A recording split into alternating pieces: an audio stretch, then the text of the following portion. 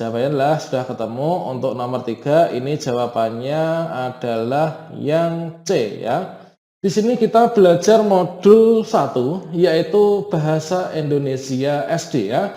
Yang mana pada modul 1 Bahasa Indonesia ini untuk modul profesional itu terdiri dari 4 kegiatan pembelajaran.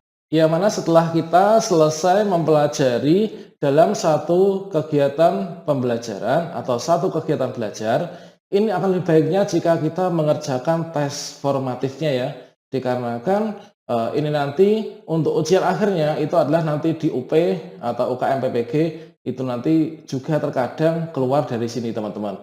Bagi teman-teman yang mungkin agak males untuk membaca terkait dengan tes formatif, pada kesempatan ini saya akan mendokumentasikan belajar saya, semoga nanti bisa bermanfaat bagi teman-teman semua ya. Di sini teman-teman kita masuk pada tes formatif ya. Nah, untuk tes formatif ini, coba teman-teman di sini perhatikan. Nah, ini ada ucapan selamat Bapak Ibu telah sampai pada akhir pembelajaran ini kegiatan belajar 1. Untuk memastikan penguasaan Bapak Ibu terhadap materi yang telah dipelajari, silakan Bapak Ibu menyelesaikan tes formatif ini. Oke, teman-teman di sini untuk tes formatif masing-masingnya itu ada sebanyak 10 soal ya, teman-teman. Coba kita perhatikan untuk yang nomor 1. Untuk yang nomor 1, bacalah teks di bawah ini. Di sini teman-teman ada teks yang berjudul kemiskinan ya. Kemiskinan adalah tingkat masyarakat dengan pendapatan yang rendah. Dengan pendapatan yang rendah, masyarakat tidak mampu untuk mencukupi kebutuhan pokoknya seperti makan, minum, pakaian, tempat berlindung, dan pendidikan.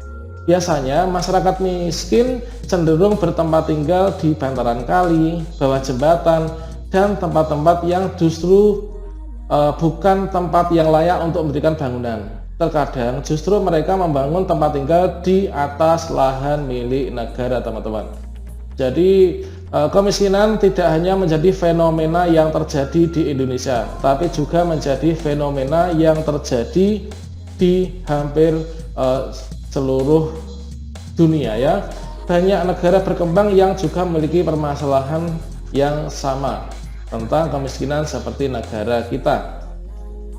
Oke, teman-teman, dari teks yang berjudul kemiskinan ini, kira-kira teks di atas itu termasuk dalam jenis teks apa, teman-teman?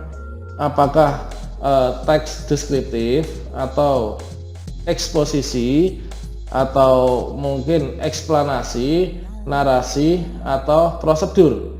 Nah, di sini setelah kita mempelajari kegiatan belajar 1, itu tentunya kita sudah bisa memahami ya. Teks deskripsi apa teks deskripsi?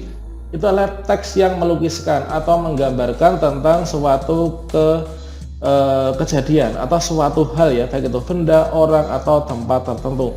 Kemudian teks eksposisi itu adalah bersifat memaparkan, memamerkan. Kalau eksplanasi itu adalah teks yang bersifat menjelaskan ya. Kemudian teks narasi ini adalah dapat dikatakan sebagai cerita. Teks prosedur itu adalah teks yang menunjukkan langkah-langkah atau cara untuk melakukan atau membuat sesuatu, teman-teman. Nah, berikutnya di sini jawaban yang paling tepat ini adalah apa? Nanti teman-teman bisa lihat di kunci jawabannya juga ya. Jawaban yang paling tepat ini adalah teks eksplanasi ya. Jadi di sini dijelaskan terkait dengan kemiskinan ini, teman-teman. Jadi kemiskinan itu di sini dijelaskan mulai dari pengertiannya, kemudian yang masuk dalam kategori miskin, dan juga pada akhirnya itu disampaikan bahwa kemiskinan itu juga merebak di penjuru dunia juga. Oke. Kemudian coba berikutnya yang nomor 2 ya, teman-teman. Nah, di sini untuk yang nomor 2 di sini ada soalnya ini adalah terkait dengan gempa bumi ya. Nah, gempa bumi. Ini ada gempa bumi. Gempa bumi merupakan getaran atau guncangan yang terjadi karena pergeseran atau pergerakan lapisan bumi yang berasal dari dasar permukaan bumi. Peristiwa alam ini sering terjadi di daerah berada dekat gunung berapi atau gunung yang masih aktif dan di daerah yang dikelilingi lautan yang sangat luas. Gempa bumi terjadi karena pergeseran atau gerakan lapisan dasar bumi dan letusan gunung berapi yang sangat dahsyat.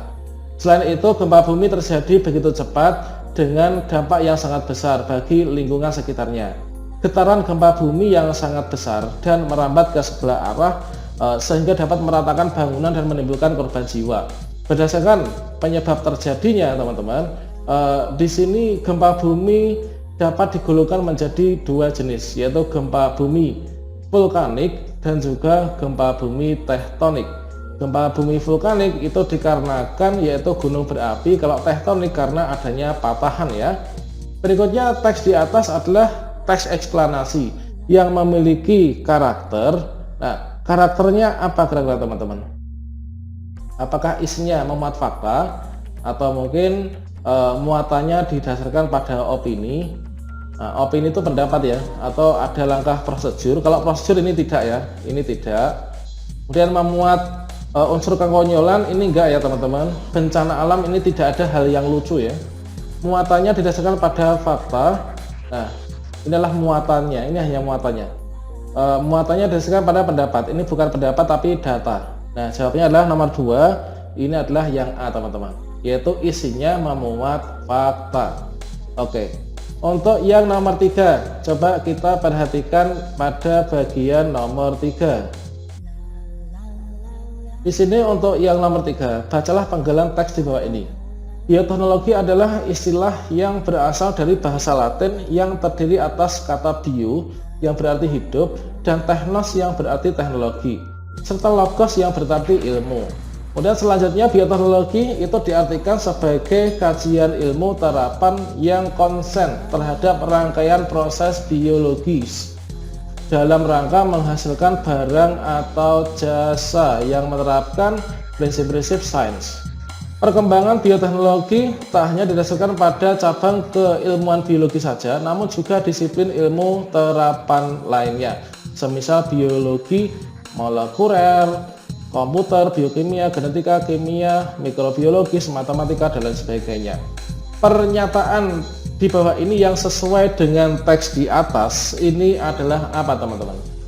Bioteknologi adalah cabang, ini bukan ya, ini bukan cabang. Bioteknologi diciptakan untuk mencari keuntungan. Kemudian bioteknologi adalah hasil penerapan, ya betul. Bioteknologi adalah hasil penerapan teknologi terhadap proses biologi teman-teman. Jawabannya adalah sudah ketemu. Untuk nomor 3 ini jawabannya adalah yang C ya. Oke, berikutnya kita lanjutkan untuk yang soal nomor 4 teman-teman. Perhatikan untuk soal nomor 4. Aku sangat senang sekali membaca buku. Terkadang karena keasikan membaca, aku tidak mendengar teman yang berbicara kepadaku. Oleh karena itu, aku dijuluki si kutu buku. Aku tidak marah dijuluki seperti itu. Kata ibu, kutu buku itu artinya orang yang sangat gemar membaca. Perbaikan yang tepat pada kalimat pertama paragraf di atas itu adalah kalimat pertama, aku sangat senang sekali membaca buku. Ini kira-kira gimana? Nah, di sini kan kalimat pertama ini adalah yang ini ya. Aku sangat senang sekali membaca buku. Perbaikan yang tepat ini kira-kira yang mana teman-teman? Aku adalah orang yang sangat senang membaca. Kutu buku adalah orang yang sangat gemar baca buku. Aku dijuluki dengan nama si kutu buku. Saking asiknya baca, aku sampai tidak fokus. Aku sangat senang membaca buku. Nah, ini adalah jawabannya apa? Jawabannya A, ya kan? Aku sangat senang membaca buku. Jadi di sini dapat kita asumsikan kata sekali ini kita buang karena ini menjadi tidak baku ya. Kemudian soal nomor 5, baca dan analisislah teks berikut. Pendidikan. Pendidikan di Indonesia dewasa ini masih tertinggal cukup jauh dengan pendidikan yang berada di negara lain yang ada di dunia. Bahkan Indonesia sendiri masih kalah dengan negara jiran kita, yaitu Malaysia dan Singapura dalam bidang pendidikan.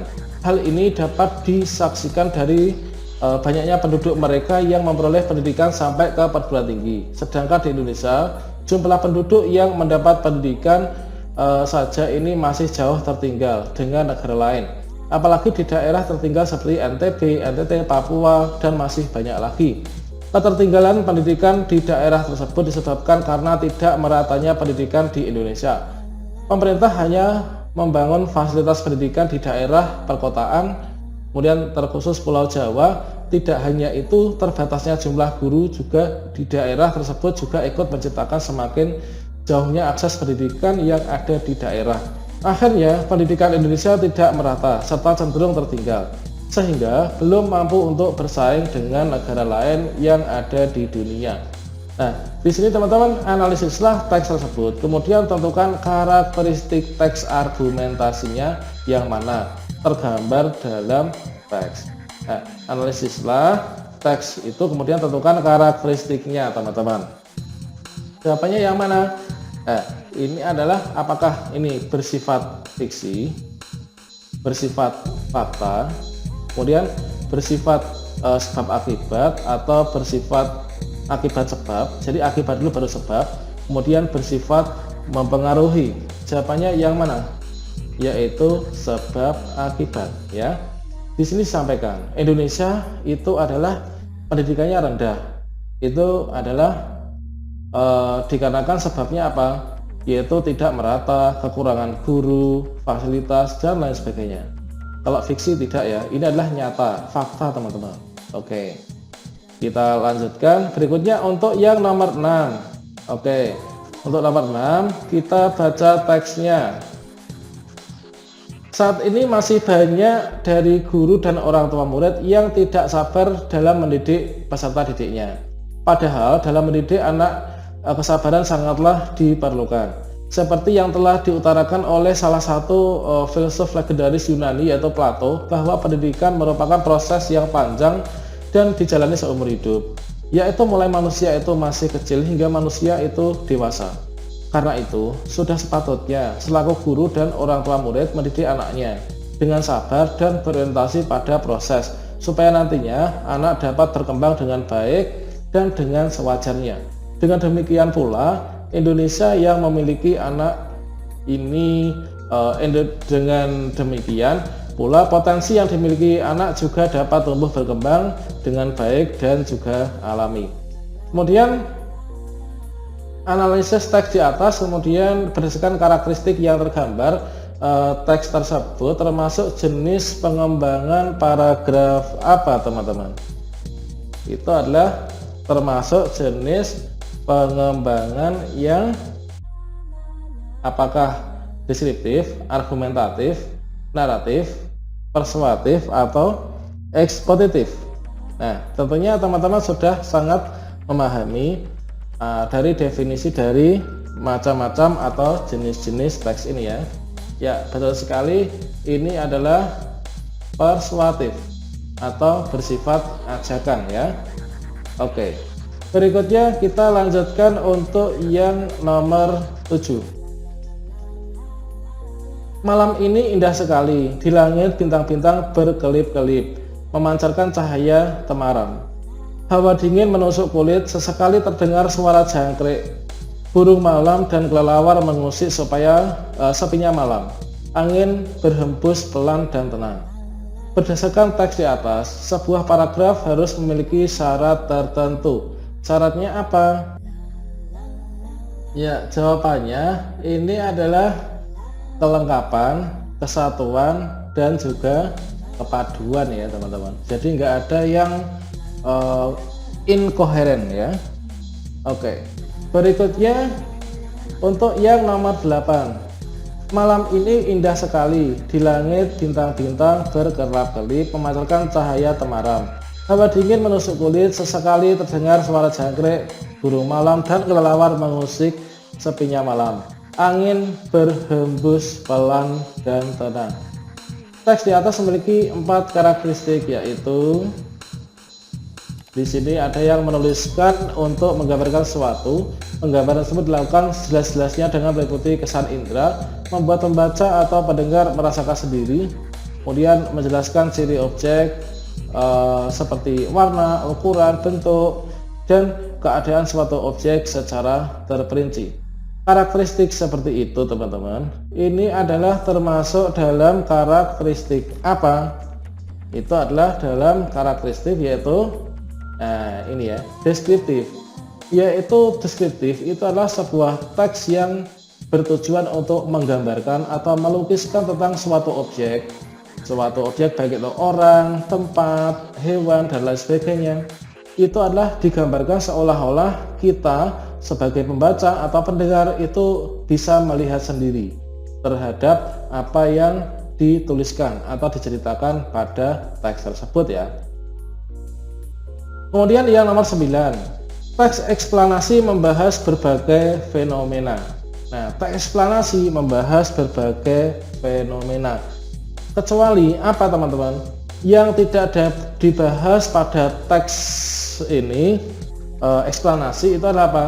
Kalau fenomena alam ini masuk ya, fenomena sosial masuk di eksplanasi, fenomena ekonomi kerakyatan masuk, fenomena pendidikan masuk. Nah ini fenomena kawin cerai artis ini adalah tidak masuk pada teks eksplanasi ya teman-teman.